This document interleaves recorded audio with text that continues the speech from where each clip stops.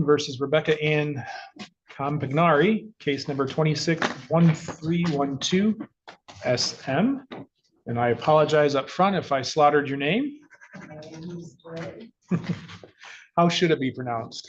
Companer. Companer. All right. This is case number 261312 SM. Appearances counsel. Morris on behalf of people. Thank you, Honor. I'm going to say it wrong. Ms. Carbonari declined the defense office. All right.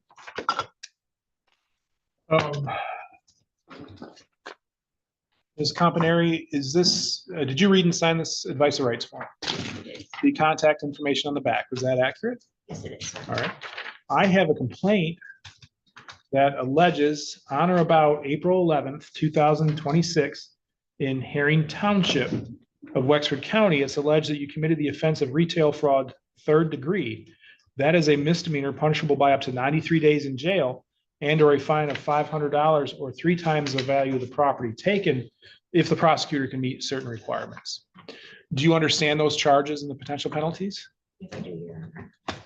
You do have the right to be represented by an attorney at all phases throughout this process, and if you could not afford one would be appointed to represent you, but you may be required to repay a portion of that expense. Today, do you plan to hire an attorney, represent yourself, or request the appointment of an attorney? Neither, sir. So I represent myself. you're going to represent yourself. Okay. All right. Before you can do that, I have to make sure that you know what you're giving up here. So give me just a moment. I've got a form I'm going to read to you. So let me fill it out. How many years of education do you have? 12 high school. All right. So the form says, I am the defendant in this case. The judge has explained to me, and I understand that I have been accused of a crime, and I have read or have read to me the charges against me and know the minimum and maximum possible sentences, the nature of the charges, and that there may be lesser included offenses, defenses, or mitigating circumstances. That I had the right to be represented by a lawyer at all stages of this process, and that the court will appoint one for me at public expense if I cannot afford one. That I had the right to consult with a lawyer that I hire or that the court appoints. That I had the right to act as my own lawyer. That if I represent myself, I will be held to the same standards of law and procedure as a lawyer and will not get any special treatment from the court. The risks of being my own lawyer, including that a lawyer has skills and expertise that I do not in preparing for and conducting a criminal defense and trial. And the state does have an experienced lawyer. Unlike the prosecutor in this case, I will be exposed to the dangers and disadvantages of not knowing the complexities of jury selection, procedure, or how to preserve my appeal rights. That because of these things, it can be unwise to act as my own lawyer. I knowingly and freely waive my right to the assistance of any attorney and choose to represent myself. I do not want to hire an attorney or have the court appoint one for me. I have no doubt about my decision. I have 12 years of education. I read and understand the English language, and I am mentally sound. Do you agree with all that? All right, the bailiff is going to hand this to you and have you sign it. And then at any time, if you decide that you want a court-appointed attorney, just contact the court and we'll make that referral. Or you can hire your own attorney at any time. At each hearing we have, we'll just double check and make sure that you wish to continue to represent yourself. Can we get a copy of that further? Yeah. Today, you have a couple options available to you. One is to plead guilty. If you pled guilty, more than likely, we would be able to sentence today. The other is to plead not guilty. If you pled not guilty, we would set the matter for a pretrial. That would give you the opportunity to discuss the case with the prosecutor, talk about any mitigating circumstances, anything you want the prosecutor to know or consider to see if there's a way to resolve the case short of a guilty plea or going to trial on the charged offense. Do you understand those two options? Yes, I do. Today, then, how do you plead? Guilty or not guilty? I plead guilty, Your Honor. All right. Will you please raise your right hand? Do you solemnly swear or affirm that the testimony you give in this matter will be the truth, the whole truth, and nothing but the truth? I do. You do understand that you do have the right to an attorney, and if you could not afford one, one would be appointed to represent you? Yes, sir. All right. Has anybody, well, let's start with this. Back on April 11th, 2026, were you on probation or parole? I was not. Were you on bond? Has anybody promised you anything in order to get you to plead? No, sir. Has anybody threatened you in any way? No, sir. And is it your own free choice to plead today? Yes, it is. Ms. Lawrence, are you aware of any promises, threats, or inducements not made part of the record? No, Your Honor. Ma'am, you understand that you have the right to a jury trial, and that by entering a guilty plea today, you'll be giving up those rights and you won't have a trial of any kind. Yes. Then to the allegation that on or about April 11th, 2026 in Herring Township of Wexford County, how do you plead to count number 1 of retail fraud, 3rd degree? In order to accept that plea, I must have you tell me what it is that makes you guilty. So back on April 11th, were you in, looks like the Walmart store in Herring Township? Yes, I was. And while there, did you take or attempt to take some property without paying for it? Yes, I did. And did that property have a value of less than $200? Yes, it did. Was it your intent to take that property without paying for it? Yes, it was. So describe for me what happened. I just didn't scan some items. Times and tough. My daughter-in-law was pregnant. I was trying to help their household out as well. And I just took some extra food items and it was wrong. And it will not happen again.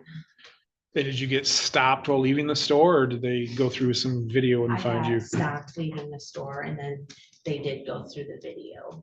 Okay. As well. All right. Ms. Lawrence, do you believe the defendants provided a factual basis to accept the plea and the court rule has been complied with? Yes. As does the court, I find the plea is knowing, voluntary, and accurate. Ma'am, I find you guilty of retail fraud, 3rd degree. Are we able to sentence today? Yes. Any elocution? Actually, I have a question for the court before I allocate. I don't show any criminal history for her. Does the court show anything? I do not either. I would ask for fines and costs in this case, Your Honor, as well as possibly a retail fraud class. It does look like she was very cooperative with the officer as well as the asset protection manager. And she did admit to stealing the goods. So I would just ask for fines and costs as well as some type of theft class. And I don't mean to put you on the spot, Ms. Lawrence, because I realize we're at arraignment and probably weren't prepared for a plea and sentence today, but is there any consideration given that she has no priors for a delay of sentence? I would be fine with the play. All right. With a dismissal at the end would be the intent. Yeah.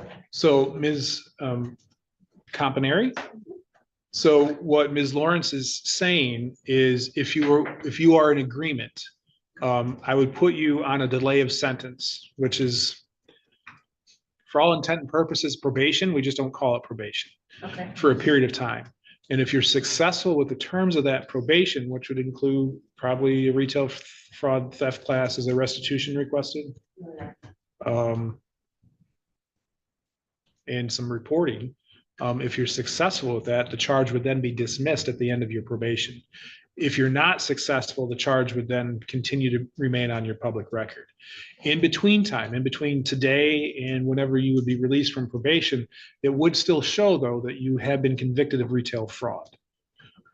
So do you understand that option? Yeah, I think so. Do you have questions? So in order to do that, I would have to get your consent to do it. So does it sound like that's something that you want to do? Yes. All right. Do you have questions for me about it? Probation just isn't like I report to someone. I don't know. Yeah. So what would happen? I would put you on a period of delay of sentence. Given that you have no priors, it's going to be a shorter delay than what I have a year up to my disposal. It's not going to be a year. You're looking at probably, I'm going to say 4 to 5 months. Okay. All right. And during that period of time, I'm going to order that you take a retail fraud class and any other programming that your probation officer feels would be appropriate. That could be counseling, that could be whatever. And as long as you're successful and do everything within that period of time that I'm going to order you to, then the charge is dismissed. Okay. So what your criminal history is going to look like between now and the period of time that you've completed probation, it's going to show that you've been convicted of retail fraud 3rd degree. Okay. Once you're successful with that delay, then it's going to show that it's going to be dismissed, so that your record's going to show you were charged with it, but it's going to show that you were dismissed. Okay. Sometimes, and honestly, it all depends on how it gets put into a computer. Sometimes it's going to show as just an outright dismissal. Other times it's going to show that you were put on a delay of sentence and dismissed after that. Okay. All right. So do you have any other questions about that? I understand. All right. So is that something that you want to take advantage of? Yes, sir. All right.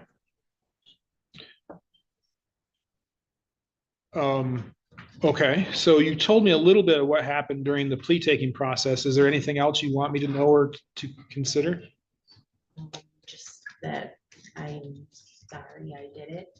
It was very wrong. I understand it was wrong, and it's definitely never going to happen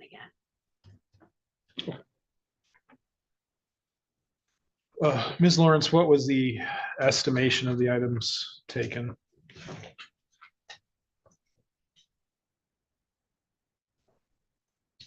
$51.76. All food and, Looks like some snacks, some pop, some cleaners, lotion.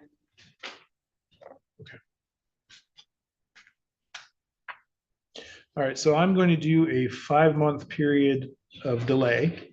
During that time, you're not to violate any law. Report is ordered, not leave the state without the consent of the probation officer, and keep your employment and contact information current.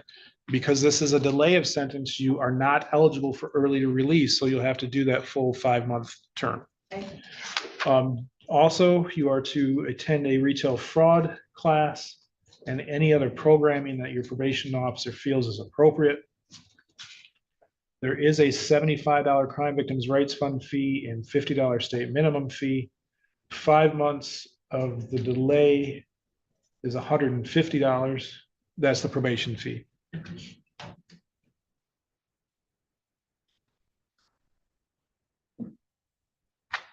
I am also going to order 14 hours of community service work. The reason I do that is because society is giving you a chance to keep this off of your record. So that's my way to have you pay back to society. There'll be $100 fine. I believe that's appropriate since a plea was taken at arraignment, and a $50 court cost. 0 days jail with 0 days credit. All right, any balance that remains unpaid for more than 56 days has a 20% penalty added to it. I am going to waive that during the period of time that you're on the delay of sentence. But I can tell you, if you're able to, it's in your best interest to pay those fines and costs during this time that you're on the delay.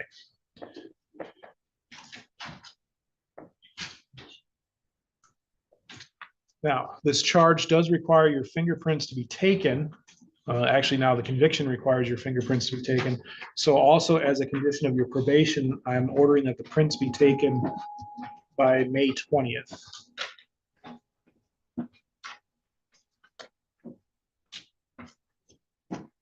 Regardless of whether or not there was a conviction, just because you were charged with it, that's what triggers the taking of the fingerprint plea.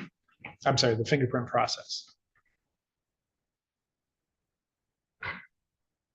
Do you have any questions for me at all? Sir. All right. You can go out to the front window where you checked in, get your sorry, you're not coming back for next court date. You can get a copy of your judgment, make a payment if you're able to. You'll also get that fingerprint order. And then you'll need to go downstairs to get signed up for probation. Okay. All right. Thank you.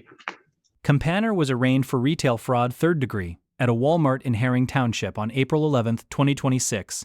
Having not scanned $51.76 worth of food items. She explained her daughter-in-law was pregnant and she was trying to help. She chose to represent herself, signed a waiver, and pleaded guilty at arraignment. She had no prior criminal history. The judge, impressed by her cooperation and clean record, offered a 5-month delay of sentence instead of an immediate conviction. If she completes reporting, a retail fraud class, 14 hours community service, and pays fines, the charge will be dismissed. Sentence: $100 fine, $50 court cost, 0 jail. OMG, woman steals food for pregnant daughter-in-law. Judge's decision has courtroom specialists.